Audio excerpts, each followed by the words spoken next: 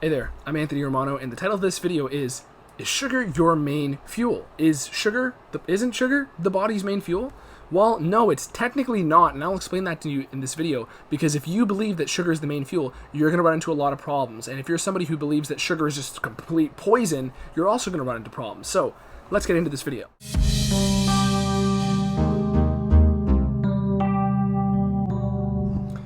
Now, are there a lot of problematic sugar sources in the world today? Hell yes. Are there a lot of processed sugars that are problematic? Hell yes. But at the same time, people still believe that sugar is the primary fuel.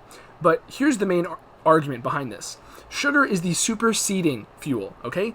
The primary default fuel is fat. Why? Well, take a moment to think about what's stored all over your body.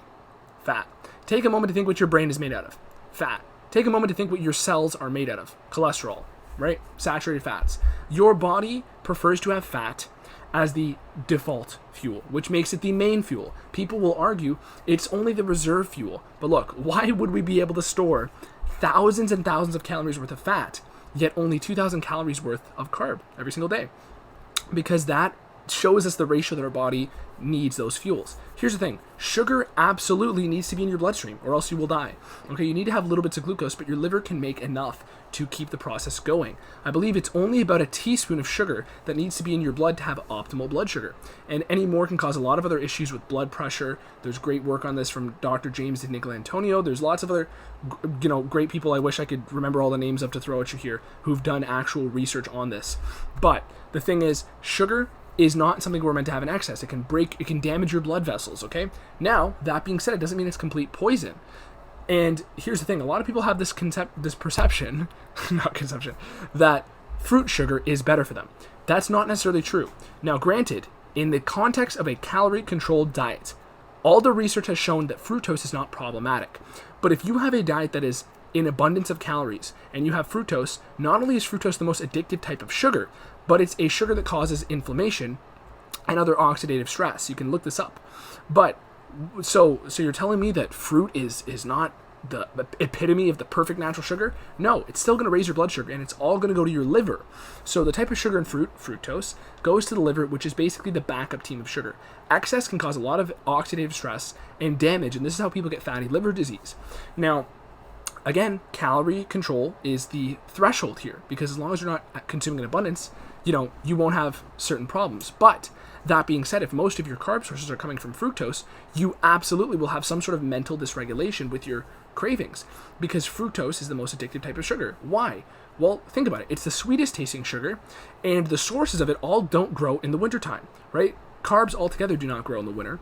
By the way, huge truth bomb there. I can't go outside in Canada right now and grow some apples, and I can't grow some grains and crops. It does not grow. So half the year, our body is meant to be, at least half the year, in the fat metabolism of the ketogenic state. If you don't eat carbohydrates for 24 hours, you will start to be in the ketogenic state. After you're done every single workout, your body's going to start to make more ketones, which are made from fats, as a fuel that is basically made as the, think and outsmart fuel. Okay, so let me explain. Carbs are the fight or flight fuel. Ketones and fats are the think and outsmart fuel. They're the default thing that you need, because the thing that sets us aside from all other species is our brains. And from there, fighting and fleeing is something that's universal, okay? And every cell in your body and every animal is going to take glucose whenever it's available. So it's a superseding fuel. It supersedes the other fuels. It will be used, when it's there, right? It's a luxury in nature, as I always say.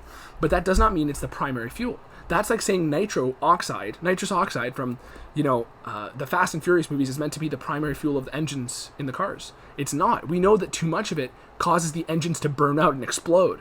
But pulsations of it, little boosts of it, is how it's used. And that's how you merge the two and get a balance of the two. Because the gasoline is like body fat and fat in general. That's the fuel your body wants to have on hand in case there's a famine, in case there's no food around. That's why we store it. Okay? So that doesn't mean you can't get a nasty speeding ticket with fat as the gasoline. You still can. You can go very far, and you don't have to rely on carbs for performance. But carbs are still that little performance boost that your body's always going to liberate in the presence of a cortisol spike, right? That's why they're glucocorticoids, because they're meant to liberate fuel so you can get out of a stressful situation. So that is sort of the evolutionary narrative as to why fat is the default fuel. And I'm saying default because that subtly implies the primary fuel, but it's mainly that it's meant to be the rock. It's the foundation. From there, glucose can still be, it doesn't have to be only 80% fat, 20% carb. I mean, granted, that's a good split for, putting it into perspective. But the point is, it doesn't mean you can't have carbohydrates in your diet and be healthy or optimally performing. But it simply means that you have to recognize fat is meant to be the rock. It's meant to be the foundation. And for half of the year in our evolutionary history, it would not grow. So if you don't have a good ability to use fat as fuel, aka you haven't done a ketogenic diet for a month or so at least and gotten adapted, then I promise you, you will have not access to your potential for performance, because all of the best athletes in the world, and I explain this in the Keto Manifesto as well, all the best athletes in the world have the best blood sugar control. Okay, I was watching a soccer game because I'm a big Juventus fan. Cristiano Ronaldo scored a goal in the last minute. The guy didn't have a great game. In the last seconds of the game, the guy gets fantastic ball control, runs the whole field, and scores a goal. Why? Because all the best athletes have the ability to perform towards the end of a game after they've burnt through their glucose, because they've trained their body in a glucose deficient state to perform, and that allows them to have more stable glucose. It's basically like by integrating some of this, ketogenic dieting and intermittent fasting and fasting type techniques, you're basically training the fat metabolism, and you're training your engine is what you are training. Your body's still going to be able to perform the same muscular functions, and in fact, glucose can definitely aid in a lot of those functions, right? But the point is, fat is still a gnarly fuel, and you have to realize it's meant to be your foundation. So hit me up for questions about this, and if you're interested in keto and you just want to go straight to the promised land, I guarantee you the Keto Shred program on my website, romanoketo.com, is going to take you there. It is the best fat loss protocols for keto dieting that I've formulated over a decade of keto experience since I was 14 years old, and it's on my website. Get the latest deals on it now. I promise you, if you don't like it, money back, just send me an email, not a problem. But it is the best way to get into keto, make it easy, get all the best strategies for getting absolutely shredded and staying that way as long as possible. On that note, if you're interested in consultations, one-on-one, you and I together, we can get to the bottom of every single problem you might have. And that's a higher level of communication and depth that we can get into that most online trainers and personal trainers can even get into with you on a regular basis for far more money. So check out my website, romanoketo.com. Thank you for watching this video. Anthony Romano. Subscribe. Follow me on Instagram. Like. Peace.